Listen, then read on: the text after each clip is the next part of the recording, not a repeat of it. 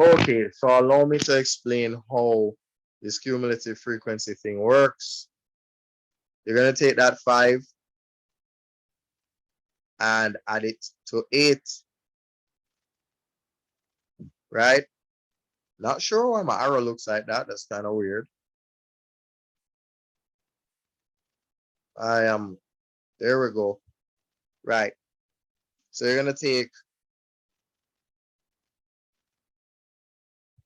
take that 5 and add it to 8, and that will give you 13.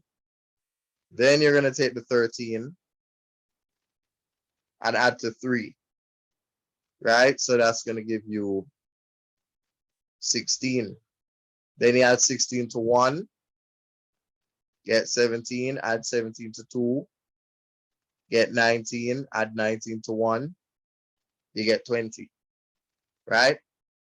So by right, what you're supposed to get is, good Lord, this is a little bit too, I wonder if is there a way for me to edit this?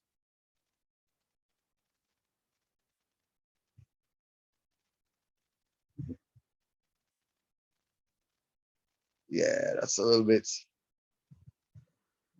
too much. Anyway, fine. So as we realized before, 13 plus 3, 16, then you have 17, then you have 19, then you have 20, right? 13 plus 3 is 16, 16 plus 1 is 17, 17 plus 2 is 19, 19 plus 1 is 20. That's how you deal with the cumulative frequency. Now, as for the midpoints, you're going to be adding 1 to 5. That will be 6 divided by 2. That will give you 3. Then you will have 6 plus 10, 16 divided by 2. That will be 8.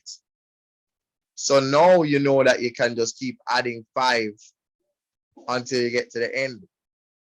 So 3 plus 5 is 8. 8 plus 5, that's going to be 13.